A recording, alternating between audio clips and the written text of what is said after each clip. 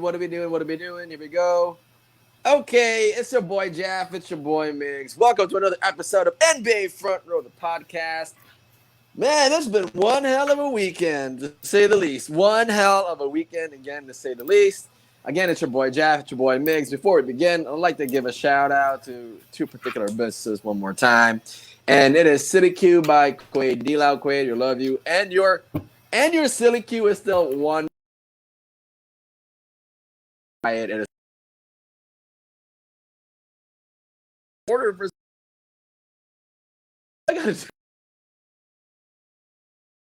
What's going on? It's in-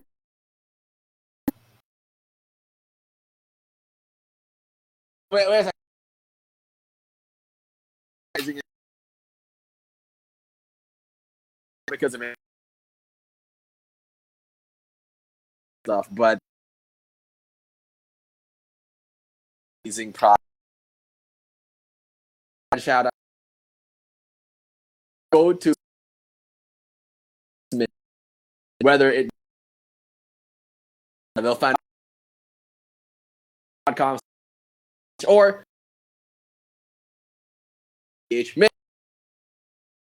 some.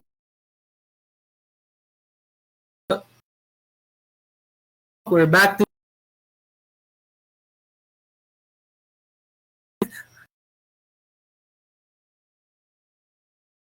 EQ.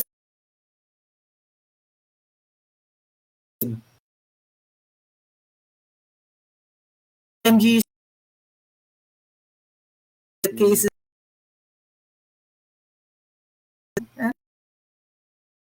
With that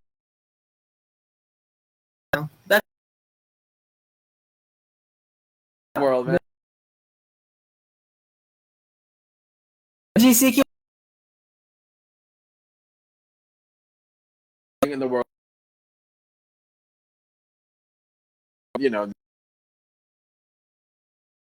fantastic. Uh, now it's going here.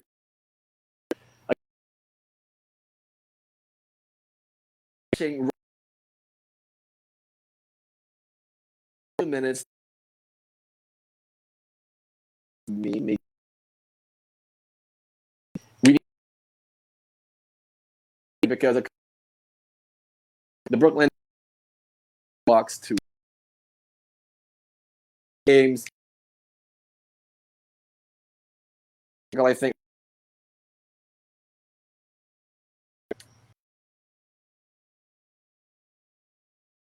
that's opportunity.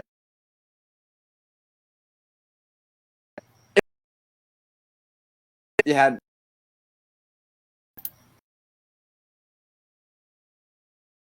Andre on Timothy.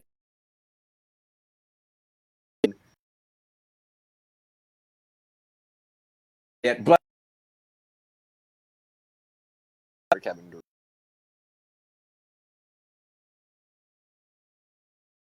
Series. Him a little right. What I mean. Team super team came into, but year after, so joins in 12 and to the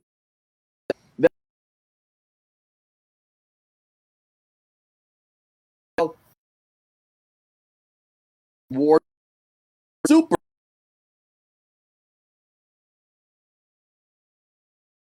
Kevin for with Kyrie and in there's an opportunity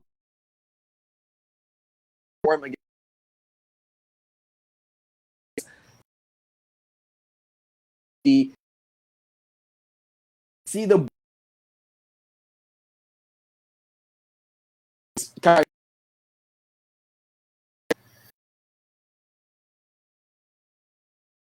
Of course. But the because are very good about that stuff. That's actually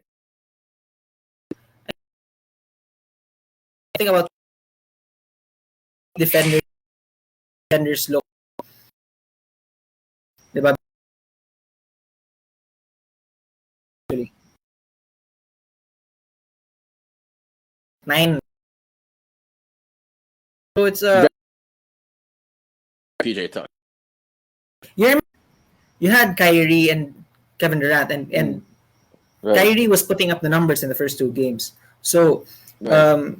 the role players, Blake Griffin is a role player now. So like the Blake Not Griffins, exactly your main man. Mhm. yeah, the Blake Griffins, the Mike James, the Joe Harrises of the world, of that team, it looked very good when the stars are putting up the numbers, diba? Because they don't have to do a lot, because if they don't have to do a lot, that minimizes their mistakes, minimizes the touches they have on the offensive end. So Right. it's a very efficient offense if you have your 2 stars. Now look at Game 3, and that was an ugly game. It was probably not one of the more entertaining games from the offense. It was just a lot of misses. Neither team were making buckets. It was one of those. It was a fun game to watch. Yeah, but it was a fun game to watch, Mick, simply because there was a lot more defense being played. They were getting really physical. The refs were allowing these guys to play, and I thought, okay, they're letting PJ Tucker shove Kevin Durant. They're letting Joe Holiday hold on Kyrie Irving. They're letting a lot of things go, and the Nets also like a went back 90s and game forth with the Bucks. It felt like a 90s game, and that was pretty cool. Yeah. However, I thought that, again, the Bucks executed better. They were a lot more composed down the stretch. It took Chris Middleton and Giannis Antetokounmpo, getting like 90% of the entire score for the Milwaukee Bucks. So in a slow, grinded out kind of game, defensive-oriented kind of game, which is what we expect a lot of in the playoffs anyway. So Giannis and the Bucks have an edge in that direction. Again, but I have to wonder, now with Kyrie Irving gone, with Kevin Durant being the standalone superstar, this is actually the first time we're going to see it. That's the thing. Because again, going back to Game 3, you had Kevin Durant was still pretty good. Kyrie Irving had a so-so game in Game 3. So you had to rely more on your role players, and then whenever that happens, so your offensive production is always going to take a dip. Because those guys are role players for a reason. But they're not your main weapons for a reason. And then in the next for the rest of the series, the last 3 games of the series, I took a look at how Kyrie Irving's playing that ankle. It looked pretty bad. It was a full foot, you know what I mean? And he landed on it pretty hard. Now, maybe he's gonna force the issue and play on a bad ankle. But then even if he does play, he's not gonna be at 100%. So again, you're gonna rely more on your role players, diba? You're gonna rely more on your role players, and the law of averages is just gonna happen. The more offensive touches your role players get, the less efficient they will become, diba? Because they have to take more shots, and then again, your offense is gonna take a dip. So you have to rely more on Kevin Durant.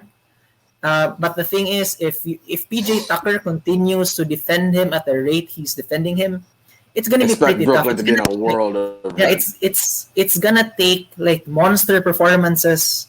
Not only a monster performance from Kevin Durant, but it might have to take also at the same time a very bad offensive night for Milwaukee. The Bucks defense, the last 2 games have been working. They've held them to under 100 points the last 2 games. They're doing something right, diba? They're doing something right. We can understand. But here's the thing. Here's my question right now. And because Kevin Durant is one of the most overwhelming offensive presences we've ever seen in the NBA. And that's a fact. every time you see Kevin Durant, it's almost like it's a done deal. He's going to score. He's going to get his shot. He's going to do something that will absolutely hurt the other team. For so long, we've been saying this about Kevin Durant. But we've never really seen Kevin Durant play with the entire offensive pressure being put on his shoulders. Now, the question is, will we be able to see, and we're basically trying to make a call here, are we able to see a Kevin Durant that'll probably get 55 to 60 points just for this team to win? Because if you look at the rest of the Nets lineup, I don't see anybody really being a solid offensive threat. Blake Griffin, maybe, but he's probably going to get you 12 to 15. Bruce Brown is not necessarily that reliable. People might leave this guy out of the conversation, but he's not a bad scorer himself. And Joe Harris, who has been relegated to simply a shooter role, spot-up shooting from either the wings or the corners. And then again, also you have just a lot of different Landry Shamet on that team. Timothy Luwawu-Cabarrot again. And there's just not a lot of offense outside of Kevin Durant. So my expectation is, are we finally going to see Kevin Durant actually carry a team? We've never really seen him, quote-unquote, carry a team because there are so many people who support Kevin Durant and say that he should be in the same breath as a LeBron James. LeBron James, we've seen it night in and night out throughout his entire career. You give him any kind of team, he'll be able to carry it. The likes of Michael Jordan also, give him any kind of team. Well, Stan, Scottie Pippen, and Phil Jackson, he'll be able to carry it. Now, that's the question here. Can a Kevin Durant carry this Brooklyn Nets team further down the line in the playoffs? Oh, man. I mean, are we going to see a better Kevin Durant? Yeah, I mean, he can. He can make the games competitive. He can make the games close just by his scoring, just by the impact he has on the offensive end. But I don't know if it's enough to close out the series because now the Bucks have gained confidence. They have the momentum. Like Chris Middleton has been playing better. PJ Tucker has been hitting those corner threes he loves. Diba? I mean, for sure. Just because we haven't seen Kevin Durant do it as much because he's always had good teams. Doesn't mean he can. Does not mean he doesn't have the ability to do so. But just with the guys around him right now, I don't know if it's just enough. No. I mean, if Kyrie comes back, and even if Kyrie is just at 80%, but I mean that might just be enough. But Kevin Durant alone with this type of help, I don't know because now the Bucks have momentum. I mean, it would have been if the series was reversed, no. If Milwaukee won the first two games and then Brooklyn won the last two games. And then Kyrie gets hurt in Game 4. That would be such a different story because at that time, in that situation, Brooklyn has the momentum. Exactly. They have the confidence by winning the last two games. Now, Milwaukee having the momentum. Right. So are we saying that the Bucks are doing such a good job of giving Giannis the ball while he's on the move, making him the screener, which they should have been doing since Game 1, diba? The whole time. That's the thing that he should have been doing because that's what he's great at. Because if he gets it on the move, virtually unstoppable. He's hard to stop. Only if he makes his really hard free throws, to stop. And I think all he has to do is make his free throws. But that's 13 all he seconds should to be free doing. throw. Yeah, I mean, it's so KD the can thing make it close, is, but I don't. Yeah, go ahead. It's going to be an interesting situation, really. The Bucks are very solid defensively. Kevin Durant, again, here's where Kevin Durant to me can right the wrongs of the past because the conversation around him is always, okay, he's always been on a super team. He's never really had to quote unquote carry a team, and every team he's been on virtually has the best chance to win in the NBA Finals, to go to the NBA Finals. And to be fair, when he was on the Thunder, they had such a good chance. When he was on the Warriors, they had such an amazing chance because that was a 73-19. He was going into it. He was making them like a 75-17. They were that good. They're just so dominant during that stretch. And then now you go into a Brooklyn Nets team where you have two of the best overwhelming scorers in the NBA, and Kyrie Irving is so good with the crossover, and James Harden, who is just as good as well. And both of them are overwhelming overwhelming offensive presences. But again, you take those two out, you put Kevin Durant in a situation where, yeah, you're going to have to get 55 or 60. You're going to have to dominate the ball a lot more. You're really going to have to carry this team from absolute obscurity to some type of success against a vaunted Bucks defense. Where if I'm Coach Budenholzer, this is my opportunity as well to win my job back. You know what I mean? Get the ball out of Kevin Durant's hands. Get Drew Holiday and PJ Tucker doubling hard on him, and make these other guys beat us. These other Brooklyn Nets, they cannot score to save their lives. Bruce, again, it's just when you look apart from Joe Harris, which is probably an easier check by and large compared to James Harden or Kyrie Irving. Oh, of course. Exactly. And again, if I'm Bud, I'm looking at it like, okay, whoever Drew Holiday is guarding, give that up, double on Kevin Durant, or switch off on Kevin Durant. Every pick and roll, switch off to Kevin Durant, and again, or blitz him or trap him and make him give the ball up. Because again, it looks easier now. It looks simpler now for the Bucks. The formula is to get the ball out of Kevin Durant's hands, and if he's not going to give up the ball, force him to shoot and score in tough situations. If he's going to make them, great. If he's not, then you've already won each and every possession that happens in.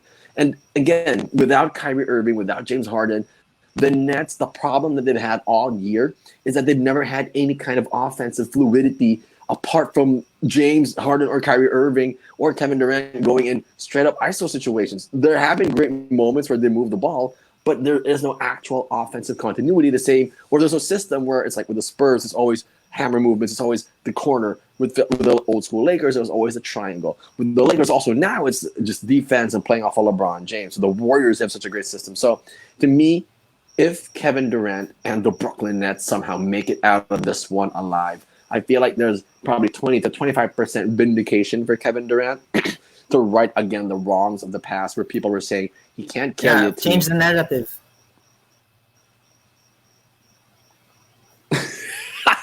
Sorry, I got... Oh, man. Gerald Valeros, by the way. I got to give a mad shout-out to this guy. This is one of my favorite CEOs. By the way, for everybody out there, Gerald Valeros, CEO of Stack PH, if you guys are looking for a job, whether it be in the U.S. or Australia, or if you're from the U.S. or Australia, you're watching this show right now, they are the best in the business when it comes to RPOs. And Gerald Valeros, again, one of my favorite guys when it comes to talking about this stuff. It makes sense. Kasi hindi makahabol yung subtitles sa'yo, man. Hey, man, I try to slow down, but when you're like thinking of so many things to say, more often than not, Gerald, man, I just gotta say it. But going back again to Kevin Durant, this is his opportunity to really, again, right the wrongs of the past, show everybody he can carry a team. But you're right, Migs, and I think a lot of us can agree with this. Really, it doesn't look like the Bucks are gonna give up. They don't. I feel like they have a lot more momentum than the Brooklyn Nets right now, because Brooklyn looks like they might be a defeated team. And this could be me jumping the gun a little bit, because again, we have yet to see a super Kevin Durant. Let's see, we could probably see that in games 5 and 6 if they want to close it out and if they win in game 5. But again, I don't know. We've never seen it. We've never seen this version of Kevin Durant. All we've ever seen is him being on super teams. I don't think I'm wrong with that. Yeah, it's kind of easy to forget how good, like, Warriors Kevin Durant was, because he was playing against 3 All-Stars, diba? I mean, but he was still arguably number 1, number 2 in the NBA at that time. Yeah. That was still like peak LeBron, diba? So you could still make peak the LeBron argument that he was still he's still up there in terms of talent in the NBA. But yeah, I mean, again, we're not saying that it's a sure thing that they're gonna lose the series, but we are saying that it's gonna be very difficult. I mean, Kevin Durant can put up the numbers, but he can put up the numbers to make it close. And I mean, again, Gerald Valeros has a great point, diba? Like, who's the number 1 guy? I mean, I think, Gerald, I don't know if you agree with me, but I've been saying on this show that James Harden was the most important piece of that three-headed monster, because he was the guy who made everyone else better. Now, he's not the best piece, but he's the most important piece. Yeah, because but then again, even if KD puts up the numbers, he's gonna make it close. but then Mm. the, there's just not Again. enough help. There's just, but Blake Exactly. Griffin was really good in the first two games. You know why? Because KD and Kyrie were great. Overwhelming.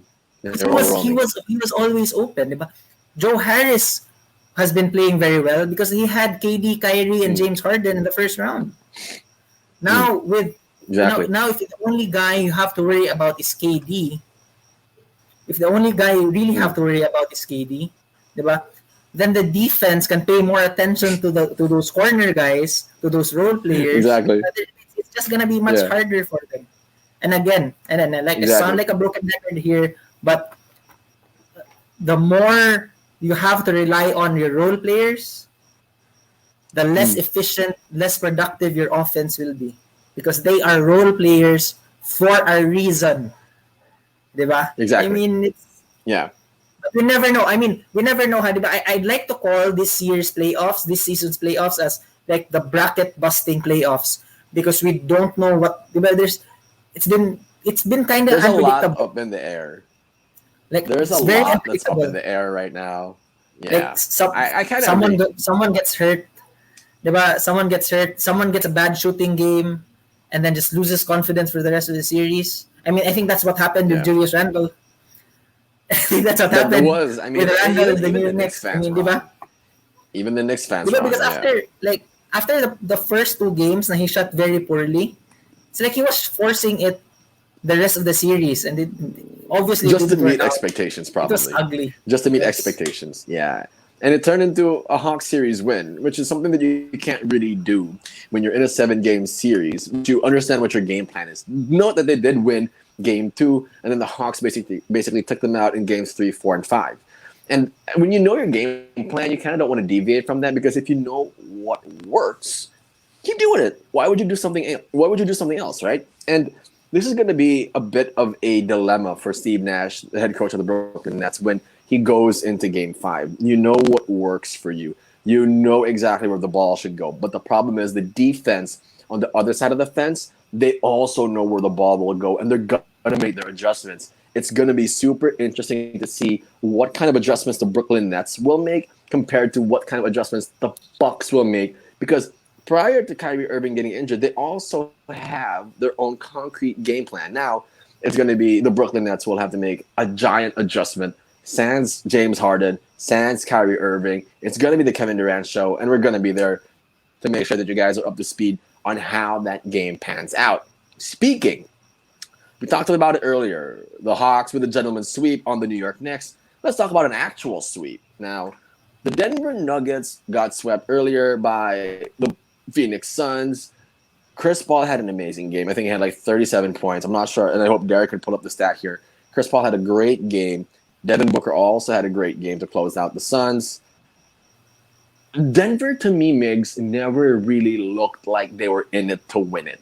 And what I mean by that is there were just too many games. I think it was games 2 and 3, and even not even 4, but 2 and 3, where they came out super flat. They didn't look like they wanted to even participate. It took them so long to get going. They weren't engaged defensively. They looked lazy coming down the floor. They had too many turnovers. Maybe I'm talking out of my ass here, but could it also be, should I give the Suns more credit defensively for shutting down Nikola Jokic and company? Or was it a situation where they didn't have that much help? I mean, if you take away Nikola Jokic from that team, there really isn't much production to begin with. You got guys like, I don't even know, Campazzo, I think, and then Austin Rivers, Michael Porter Jr., and Aaron Gordon. Michael Porter Jr. is still coming into his own. Aaron Gordon isn't a bad option in offense, but he isn't exactly your shot maker type of offensive player. He's more of a cut to the basket guy, transition to the basket kind of guy. He's not a half-court shot maker. And then you got guys like Campazzo and Austin Rivers who, let's be honest, they're more or less more functional, better suited coming off the bench. Here's a bigger question, really. And so the Nuggets got swept earlier. I'll start with this. Were they never really interested to take the second round series on? Or the Suns really played a lot of good defense compared to the Nuggets' lack of energy? I mean, you can just go ahead and say it. I mean, you're thinking that did the Suns get lucky, and did they get away with it because they've been playing against teams who No, I have mean, like no, red I'm not stars? I saying mean, that. but you can say that. But here's the thing, huh? Here's the thing. The Suns are legit. I mean, Suns are like the Suns are a great team, huh? And then it's kind of funny lang because the Nuggets are like the reverse are in a reverse are in inverse opposite situation with the Lakers because the Lakers lost a big, diba? So the interior defense was shit, diba? For the Nuggets, they lost a lot of guys on their backcourt, diba? I mean, Murray is such a huge chunk of that. Will Barton was never 100%. He played the last 2 games, but he was never in a rhythm. And then Campasso and Austin Rivers are just too undersized. I mean, Austin Rivers is like, diba, I saw this meme. He's basically Tyler Hero with less Instagram followers. And Campasso is just too small to check. He's too small to even check Chris Paul. So True. And it went from bad to worse for the Nuggets, diba? Because not only did they lose Murray for the playoffs, they lost PG Dozier, and then they did. Michael Porter Jr. after game 2, he was never right. I mean, if you look at his shots, all of them were short. Like all those pull-up jump shots he takes from 3, but they were all short. So, I mean, but give the Suns credit because they did all the right things, diba? They exposed the Nuggets' lacking defense in the backcourt. They exposed the fact that what? I mean, I'll say this. I'll say this. Hold on, I'll say this because I'll give the Phoenix Suns credit for a couple of things, but then I gotta take a little. Supposed to be the Phoenix guy on this show. I am, but I'm also like you. I'm also the most staunch Phoenix critic. I was a big Phoenix Suns fan when Steve Nash led them from 2005 through 2010. I've been waiting for somehow them to make a comeback, but I also gotta be a critic here in the sense that number one, did the Suns play good enough defense? Yes, because you're basically defending a bunch of nobodies. Let's be real. Who is Facundo Campazzo to Chris Paul? Who is Austin Rivers to Devin Booker? Michael Porter Jr. and Jokic are the only 2 offensive weapons on the Nuggets side that actually are legitimate threats. And when I say legitimate threats, I'm talking about individuals who can really put the ball in the hole. Right? Aaron Gordon is not a legitimate half-court threat. Let's be real. I mean, we talked about that at the top of the topic itself. Now, I give them credit because they didn't give these guys a chance. These are legit NBA players. I get that. But they didn't give these guys a chance to actually go off, nor did they give them an opportunity to really shine in this series. The Suns did what they were supposed to do as a 2 seed and take out this, I think they're the number 4 seed in the Western Conference in the Denver Nuggets. But I also have to say this, and I will say it now because it's obvious and everybody watching the show knows it as well. The Suns are lucky. They're lucky because when they went up against the Lakers, and Gerald will agree with me on this, I'm sure he will. When they went up against the Lakers in the first round, they looked like they were dead in the dirt until Miguel, you know this very well as the resident Laker fan on this show, until Anthony Davis went out. What happened when the Lakers were up 2-1 in Game 4? Anthony Davis goes out. They win the next 3 games. That is not a coincidence that the Suns, by some pure amazing play of defense, by some, again, granted they had great offensive performances by a couple of people, and like I said, I told you, Gerald will agree with me because he's also a big Laker fan, and that's true. It's not wrong to say you're lucky. The Warriors in previous runs have always had the best luck going to the NBA Finals, and I think the Phoenix Suns are kind of on that path. So Anthony Davis is absent for the first round. You get the next 3 games. What happened? Somebody got injured, and it happened to be their second best star. The Denver Nuggets made it out of that series against Portland alive because they had trouble defending the paint. They have DeAndre Ayton to do that on the Phoenix Suns, and then on the perimeter, there's just nobody out there who can contain Chris Paul or Devin Booker. Austin Rivers is not a good defender, Migs. Facundo Campazzo is an irritant. He's like an annoying dick that you can't get rid of, but he's not the best defender either. He reminds me of Isaiah Thomas on the Bad Boy Pistons. He's small, he's annoying, and he looks like he's playing defense. But the truth of it all is that he's not. He's not. He's like a little poodle trying to gain it. You're comparing I'm not comparing Facundo Campazzo. No. I'm talking about Zeke. Yeah, I'm talking about how they play defense, but not on that scale. To be honest with you, right? You're just gonna get smoked by a guy who's super talented in Chris Paul. All right. Again, I'm talking about the adjectives and the descriptors for Facundo Campazzo. I'm not talking about him playing on that level. I'm just saying what it is. And I'm sure every NBA player will agree. He's an irritant. He's like a tick you can't get rid of. And he's going to fight you like a little poodle or a little chihuahua. That's just what he does. And it works on some nights. But against a super talented player like Chris Paul, on that night, it did not work. Chris Paul absolutely made mincemeat of the Nuggets defense. Another terrible thing that happened to the Nuggets offense, no? Monte Morris, who was really good in the Portland series, he did not do shit in the second round. I mean, he was shooting he was shooting 10 for 10. I think 2 for 10 at one point. And then, we have to give our props to Chris Paul. Said, I mean, for this series, he had a 34-9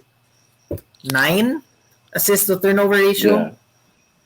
I mean, it does seem like it's we are more likely to see a triple-double than Chris Paul having more turnovers than assists. I mean, Chris Paul had a great series. Best game manager in basketball. And then, to be fair, before that, hold on, wait a second. Best game manager in the game of basketball. So who's better at managing the game, LeBron James or Chris Paul? I mean, at this point in their careers, I mean, obviously at this point, it's going to be Chris Paul. He's younger, but I'm saying you're going out on a limb. In the game now, Chris Paul over LeBron James? Chris Paul, man. I mean, he's great. He's great at the end. I mean, I'm not a fan of him. I'm just not a fan of Chris Paul. Hey, man, I told you that I hate Chris Paul, not because I don't like him.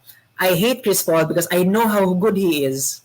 And then he always fucks up my team. I think he's... But I will say this, Mix. Yeah. No. I'll say this though. Gerald has a really good point here, and I really appreciate Gerald right now blowing us up in the comments. That's just fun stuff, bro. Keep going.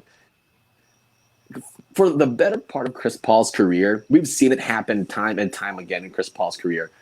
And as just a general fan, I'm not a hater of Chris Paul. Again, I'm just not a fan of Chris Paul, but I'm not a hater as well. I will give him this year because in years past, he's always been on teams where we thought it would be a championship team because Chris Paul is on it. The Clippers, the Rockets, and now the Suns. When it was on the Clippers, he would get injured, and the Clippers just wouldn't be able to get over the hump.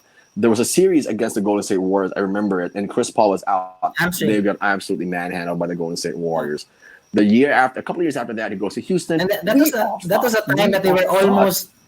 That was a time that the Rockets, diba, na we all thought, okay, this finally they're gonna get over the Warriors hump. Diba? It's like, that was the first year. That was the first year Kevin Durant joins the Golden State Warriors, and I absolutely hated the Warriors. And that was where I thought, if Chris Paul had not been injured, we would have been able to see him. I would have been rooting for him to win the championship, because if there are a few guys on a list that you can craft of who deserve to win the NBA championship, you'd have a guy like Derrick Rose, number 1, Carmelo Anthony, number 2, and probably Chris Paul at number 3. Simply because, again, this is a guy who, between the three individuals, he's probably always been deemed like the furthest to go down the line. When I say that, I'm talking about every year that Chris Paul gets into the playoffs, every pundit, critic, sportscaster out there, he probably get close. Melo's never really been close, and Derrick Rose was close a couple of years when he was in Chicago, but a bunch of injuries absolutely fucked that up. Now, with Chris Paul again, I will give him credit because for once in his life, the injury bug did not hit him; it actually hit the other team. Though there were a couple of really OA moments in the Lakers series where he was trying to beef up his shoulder. He was trying to do a lot of dumb stuff with his shoulder, which I thought was a lot more acting than actual reality. I'll give him credit. I'll give him credit.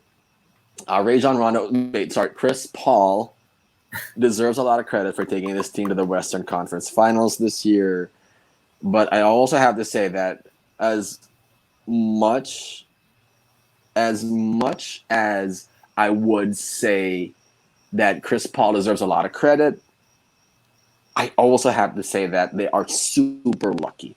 Davis goes out in the first round, and then Jamal Murray is not there for whatever. For a really bad ACL tear, Jamal Murray is not there for the Denver Nuggets. Say what you will, but I think they also got super lucky. I mean, yeah, but I mean, there's always. I mean, it happens every season. Like it always seems like the very good teams are also the luckiest teams. Because you know why? They put themselves in those situations na no, they can be lucky. But they put themselves in the situation.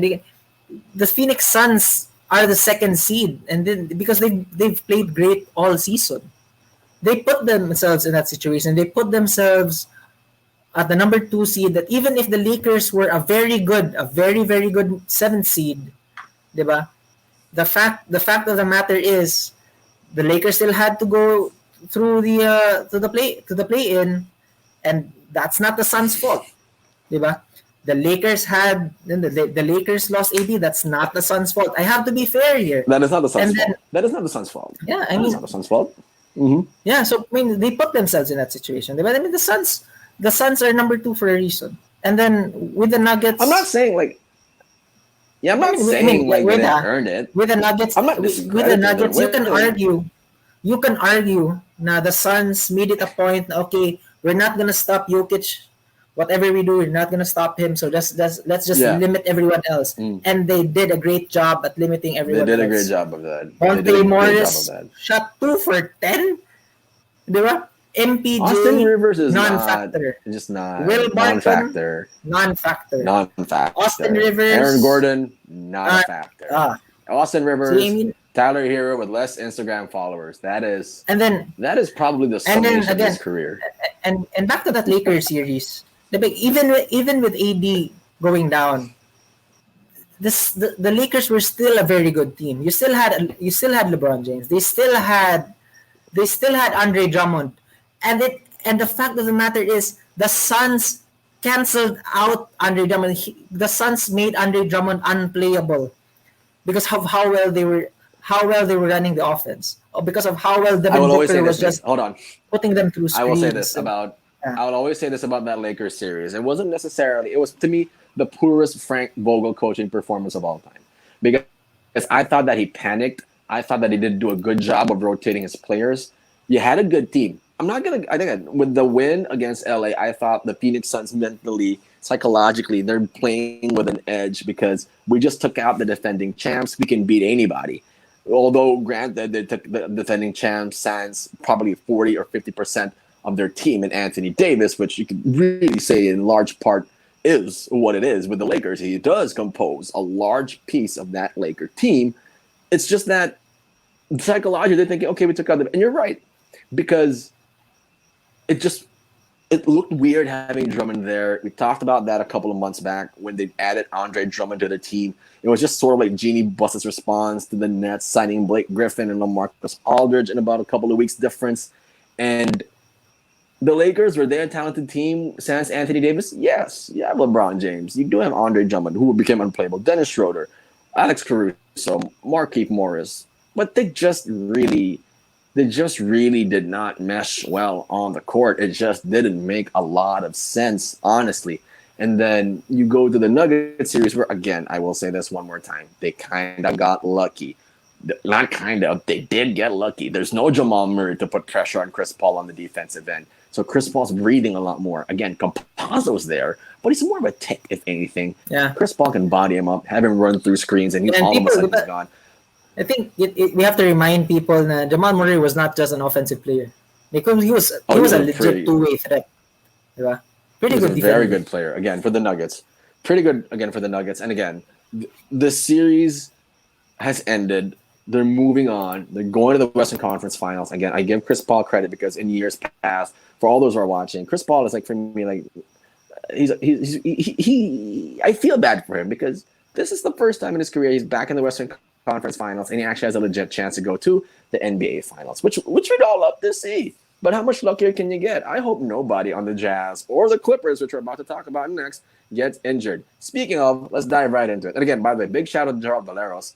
Boss Nom Pukis, if you're watching, big shout out to you as well. I don't know if you work with Boss Gerald on stack.ph, but hey, keep watching the show. Or if you're watching the show, let's do it. Hit it up in the comments. Blow it up. Let's see what you got.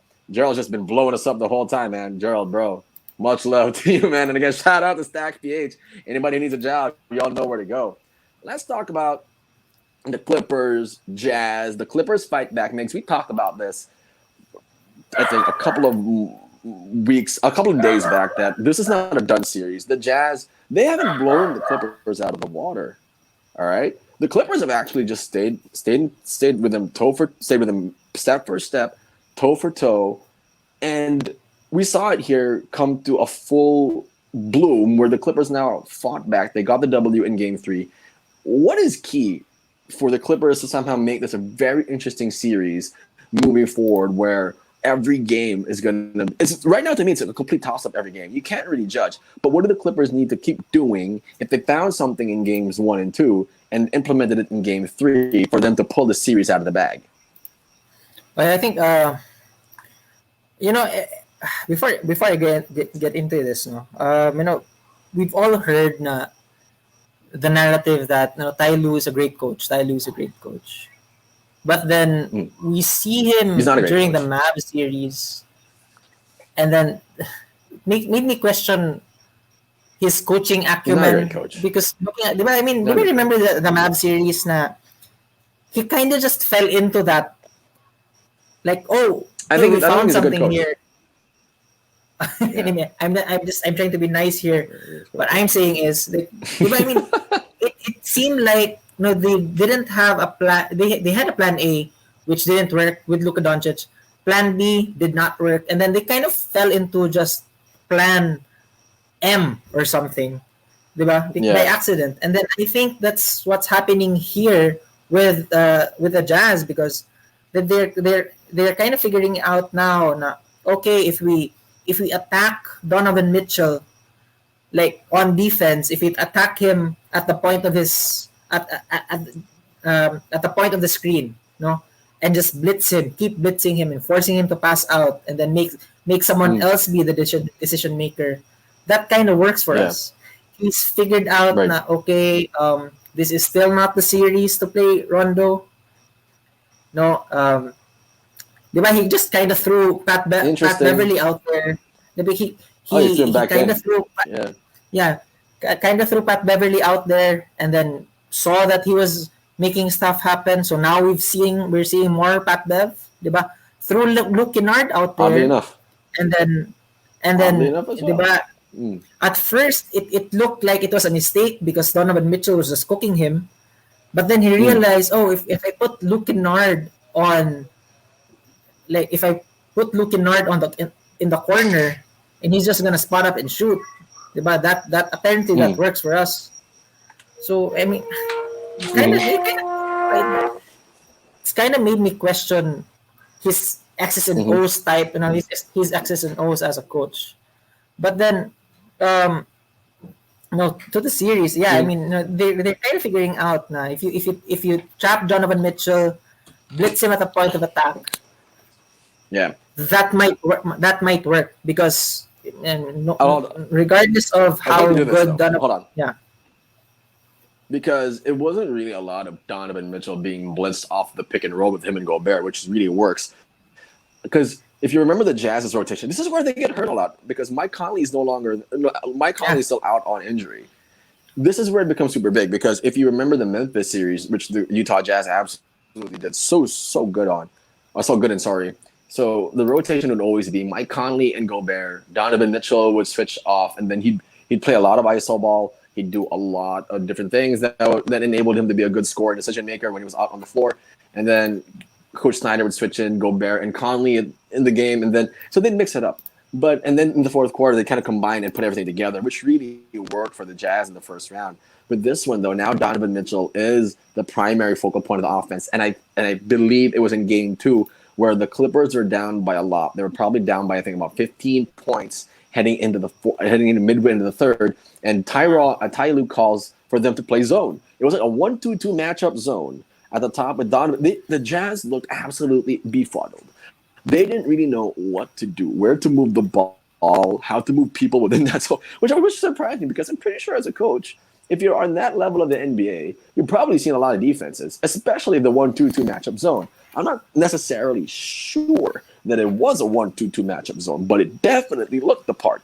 Now, they had so much trouble with it because, when you're playing the zone, oftentimes you're baited into shooting, which kind of made me wonder why, if you're the Jazz, you didn't just do that. Well, they survived game 2, by the way. Why didn't you just do a lot more of that when on the floor was Donovan Mitchell, Joe Ingles, Jordan Clarkson, Rudy Gobert, who basically was flashing towards the middle, but didn't do a lot of that, which made the zone easier for the Clippers to defend. And then you had Bojan Bogdanovic, who rescued them in game 2. So the Clippers, to me, are a little odd. They're always trying to find something, and when they do, oftentimes when Ty Lue does, he kind of keeps on grinding it and punching it down until the other team can figure something out. It's like it's never a good look on your team na like you just always just seem to figure it out, and then there's like all your preset plans never work, and then it just fall into things. They never do. I think he's a good adjustments coach, especially when he was with the Cleveland Cavaliers. I think again, and it's in large part because great motivator, but he has had the benefit of playing with LeBron James or coaching LeBron James. He's also had the benefit of coaching Kawhi Leonard. And these are two guys who I feel are some of the best players, period, in this generation. And when you have that under your belt, it makes your life a whole lot easier because Kawhi Leonard had a great night. Paul George, who's basically the second star on this team, also had a good night in game 3. They basically blew them out of the water by, I think, 26 points. It wasn't even a game. They just absolutely killed them. And then you have other guys like Terrence Mann, Reggie Jackson. Reggie Jackson has been an absolute revelation. Even the Terrence Mann thing, diba? Even Terrence Mann thing. You remember he was very good. He was very good when they closed out the Mavs, and then he wasn't even playing when in the second round when the series started. And then no, he wasn't. But then all of a sudden, he's back in. He was playing garbage minutes, subbing in for Paul George, and then all of a sudden, Terrence Mann is doing something. So maybe we should play him more. Oh, let him keep going. That's not a good look. So is he more like on the fly coaching? No, and that's never a good look for your team because it just goes to show now. Okay, you really don't have a set rotation because the thing with having a set doesn't know what he's doing. Yeah, but because the thing with having a set rotation is that your guys know their roles. You put your personnel in a position where they can be most effective, and then when you don't have that, it's like it's always next man up every game. Yeah, like every series. Like when push comes to shove, let me ask you a question. Yeah. Because we've been on Ty Lue for a while, I want to ask you this question.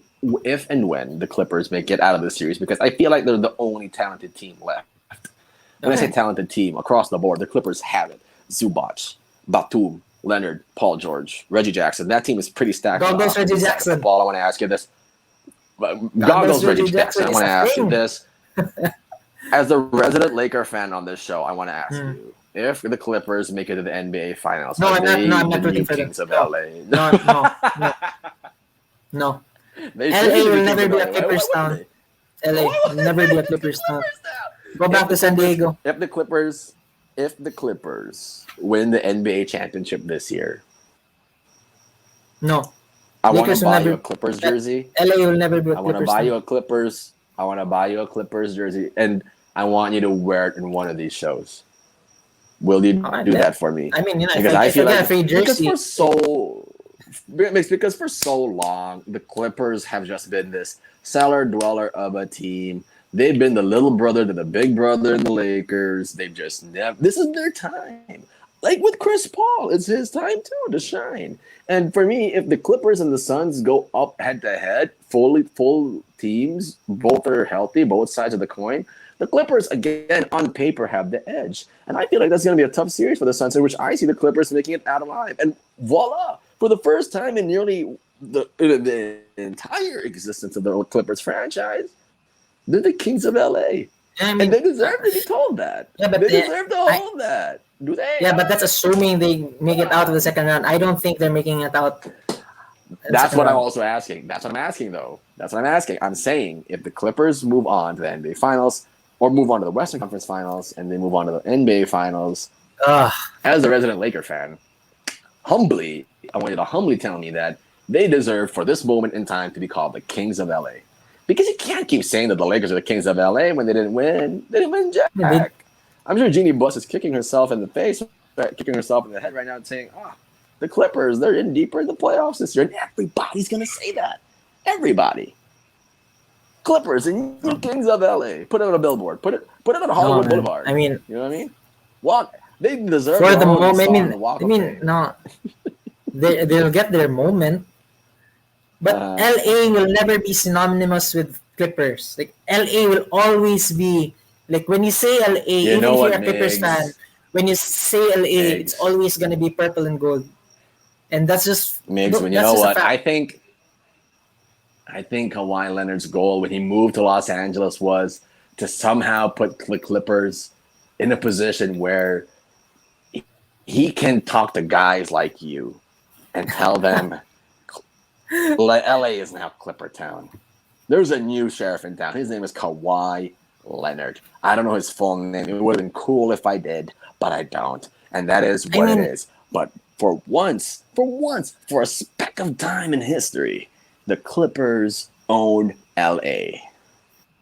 I want you as a Laker fan to somehow. They're having their moment right now in the sun. But the point is, right. But I'm trying to tell you is that, I mean, you can say that up top, on the top end of their team, they're very talented, probably the most talented in the West right now. No, I'd agree with you on that. But the thing is, they're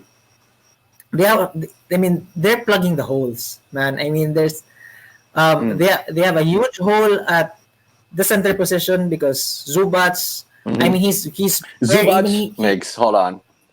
We talked about this in the last show. Did the Lakers make a mistake letting go of Zubac?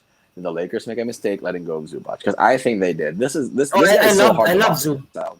I love Zubac. This guy is so hard to box out. I love Zubac. For the fans out there watching, watch the next game. He has great hands, no? Migs, hold on. Yeah. No, he has butterfingers, but this is what I'm talking about when it comes to Zubac. Watch the next game and tell me that if it doesn't take all 5 guys to box out Zubac. It does. Oh, yeah. Check out those games. He's really good. Because I've seen games 2, games 1, game 3. It takes all 5 guys to box out Zubac. Yeah, he's really good. I'm not even exaggerating. Yeah. I personally think that he has great hands. He's like he catches all those passes really well. But the point I'm trying to make is that Zubac is good, but then he's only good for he's not like Rudy Gobert who can still be very effective against a small ball lineup. Zubac is not effective against a small ball 5. They need Ibaka, they miss Ibaka. Lethargic. But he's hurt. And then even at their point guard, again, law of averages. How long can you count on Reggie Jackson shooting the lights out from 3? Diba? Hold on. Because that to me is doing Reggie Jackson a bit of injustice. Hold on. Wait. Reggie Jackson has proven that over X number of games, he's been really reliable. What are you talking about? He was starting point guard quality when he was with OKC, starting point guard on a bad team when he was with the Pistons. But I'm just saying that, Jeff, he's bounced around the league for a reason. Because he's a good tradable piece. And then and at some point during the regular season, he wasn't even playing. He was getting DNPs, diba? On this Clippers team. Now I'm not saying he's a bad player. I'm not saying that he doesn't make an impact. But what I'm saying is, how long can you really count on him to be that hot from 3, that good during a playoff series, diba? If Reggie Jackson is your number 2 guy, when you're paying Paul George a lot of money to be your number 2 guy, that's not a good look for your team. Hey, again, I think that there's. I agree with you. I agree with you. Good. I agree with you on that because Paul George is your number 2 guy, but right now it's Reggie Jackson. And I told Derek this the other week, something's not right with the Clippers because if Reggie Jackson's your number 2 most reliable scorer, that puts Paul George in a bad light because we kind of brought you in to be 25, 26, 7, and 5, not 23 and 4. That's just not what we're looking for. We're not also asking you to set the table. We need you to be the dominant force that you were in Indiana. It's just not happening. It's just not granted happening. that PG had a very good game 3, but we need to see more of that.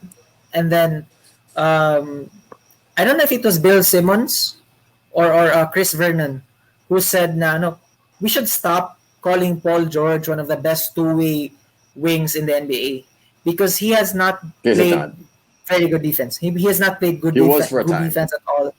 I mean, if he was still a very good defender, they'd put Paul George and Donovan Mitchell and save Kawhi's energy for the offense. And they don't. They don't. And then, but you'll never hear any like pandemic P, playoff P slander from me. Huh? I mean, you'll never hear that from me.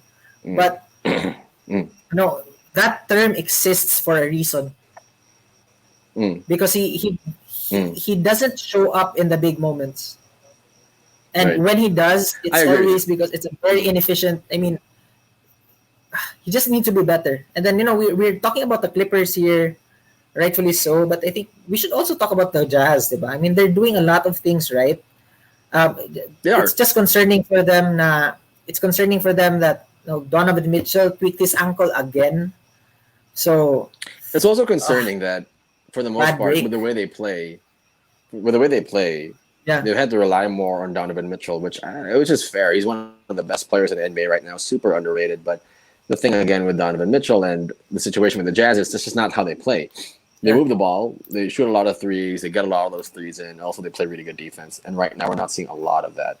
What we're seeing right now is a healthy dose of Donovan Mitchell. And it's like the Jazz are falling into that game plan of the Clippers. They're forcing Donovan Mitchell to just really score because they're taking everybody else out. Like caveat on Donovan Mitchell though, because game 2, how much did you have? Like 37 points, but it took him 29 shots.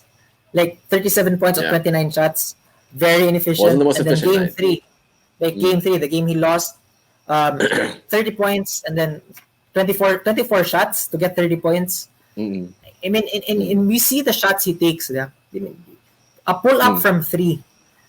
Like in a half court set, he pulls up from 3.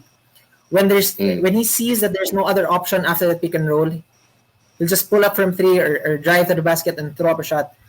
And he has to do that on this Jazz team for them to be successful. But then, even it's worrying, diba? It's worrying na if your best option is a guy under 6'5", and then he has to put up that many shots for it to be even competitive. And the thing about, I mean, the Jazz offense is really great. It's great for a reason because they have all these shooters and they force you to close out. And then when they're hot from 3, they're great. But then you also see them tend to over-rely on the 3 ball. They do. And they pass up a lot of open shots. Live and die by the 3. Live and die with 3. Live and die with 3. And right now with the Jazz and the Clippers, this is a very good matchup for me still. I'm not saying that the Clippers are going to blow this out of the water. We've only seen game 3 where they've really performed well. It's going to be good to see how the Jazz will respond against the LA Clippers and what adjustments they'll make. These are 2 teams that play a lot of really good offense. They play a lot of good defense as well, which leads me to this particular part. Rudy Gobert won Defensive Player of the Year. And on that note, it is the $1 million Wait, I still have the Jazz in 6. Still have the Jazz in 6. Jazz in 6. I mean, let's see that happen, right? Again, the $1 million question sponsored by Showroom.ph for all of your home needs in the Visman area. Go to www.facebook.com/theshowroomph. That page has all you need to know about all the possible homes in the Visman area. If you're looking for a nice home in Cebu, Davao, wherever, Showroom.ph has it covered for you. Next, the $1 million question is basically this. Rudy Gobert won Defensive Player of the Year again 3 times in his illustrious defensive career. I'm curious to know, because a lot of people are calling the NBA soft. Yet a guy like Rudy Gobert, who plays the 5, wins Defensive Player of the Year. Notoriously, the Defensive Player of the Year would normally go to a guy of his size and build, centers, Dikembe Mutombo, Ben Wallace, Rudy Gobert, guys like Mark Eaton. These are 7-footers. I'm wondering, why is it still the big wins deep? How is it that a guy as big as Rudy Gobert is still this effective defensively in an era dominated by the perimeter play of guys like Stephen Curry, Damian Lillard, yet Rudy Gobert is still recognized for Defensive Player of the Year? And note that it is harder to play defense now, according to a lot of different critics. A lot of different people are saying that, again, it's a lot difficult to play defense now, but yet here's a guy who's 7 foot tall and still winning Defensive Player of the Year. I thought we had Ben Simmons. He didn't win it. What is something? There's something off about him winning it for me. Well, I mean, but take a look at the bigs now, and then they're not even the traditional bigs, diba? Who just park themselves in the game. Like Rudy Gobert, again, he's a 7-footer. He blocks shots, but then you also look at it from how he defends pick and rolls. He defends pick and rolls very well. He defends, like, he is good enough side to side as he is vertically. And then, of course, I've been saying that I wanted Ben Simmons to win just because I thought Drew Holiday just because of just because of the versatility that they have, diba? But then, taking a look at the numbers, and it's just amazing to see na the Jazz are like 10 to 12 points worse without Rudy Gobert. With Rudy Gobert, with Gobert on the bench. I mean, that's the impact he makes. And then, plus, he doesn't just block shots. I mean, his presence. I mean, we see it during during this series, diba? Like, Paul George and Kawhi Leonard don't even drive to the lane if Gobert's there. But when Derek Favors comes in, they attack him. They attack him right away. Rudy Gobert, they do. Not at all. And then, imagine this, if Rudy Gobert was playing in the 90s, early 2000s, not only would he be Defensive Player of the Year, he'd probably be an MVP candidate at the same time, diba? Because of his overall impact. But then again, but to be fair to him, he's not a traditional big in that sense, because even the way he gets even the way he plays on offense, it's never on a post up. It's always on a roll, on a catch. Diba? So let me say this. I want to get this out of the way when you're talking about defense, because a lot of people are saying that let's be clear, it's harder to play defense nowadays. And the reason why I brought this up is because for a guy like Rudy Gobert to win it, it still is a testament to just how good he is defensively, because the game is perimeter oriented. It's harder to defend guys on the perimeter. And Rudy Gobert in the early 2000s and in the 90s itself would be a great defensive player because it was back at the basket. He just needs to raise his arms. He's strong enough. He's got a wide base enough for him to withstand the blows of all these guys and then absolutely block a lot of shots. He's also really long. He's like super long. He's like arms that go on forever. And it's just hard to get a shot over Rudy Gobert. Going back to my point, defensively, it's a lot harder to play defense in this league because of how perimeter oriented it was. I think the pinnacle of a lack of defense would have been the 80s.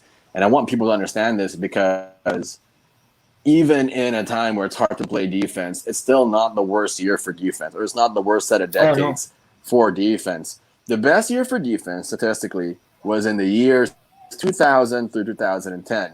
If you remember correctly, for those super NBA fans like myself and Miguel, these were the years where you would see games by the Detroit Pistons, the 2004 championship winning Detroit Pistons. Not even 80 points, though. Not 80. They would hold teams to below 80 points. They played with great pace. Jeez. They played great defense. The 2010 Chicago Bulls, led by Derrick Rose, were also a pinnacle of defense, coached by, of course, the New York Knicks now coach Tom Thibodeau. I get annoyed by this because people say the 80s Bad Boys Pistons played great defense. No, they didn't play good defense. They just played to hurt people, and people were scared to go into the lane. But then they were also scoring. If you remember correctly, for the super NBA fan again, I'll say this one more time. The 1 year, the highest recorded game ever in NBA history was a game between the Denver Nuggets and the Detroit Pistons. The same Detroit Pistons known for defense. 184, 186. The total score of the game was 370 points. I think that's one record that will never be broken because I don't think that'll ever happen. Even at a time where offense seems to be the calling card of every NBA team, quote unquote, there's a lack of defense. Teams are a lot better defensively because the league allows more zone defense. Although there's no hand checking, it's harder to score. Look at the way the Bucks play defense. It's a concept zone. Look at the way the Clippers play defense. It was a zone. And a lot of teams are forced to shoot outside of the zone. It just doesn't make sense to bang the ball inside. It just doesn't. And just the type of players too. I mean, the type of players that we have right now are way more athletic, bigger, longer, a lot faster. Smarter, diba? Bigger, faster. Of course, bigger, faster, stronger. I mean, and then right. the defenses are just so complex now. I mean, the rotation it's never just a simple rotation. I go. It's not a simple man. I go close out and you help here.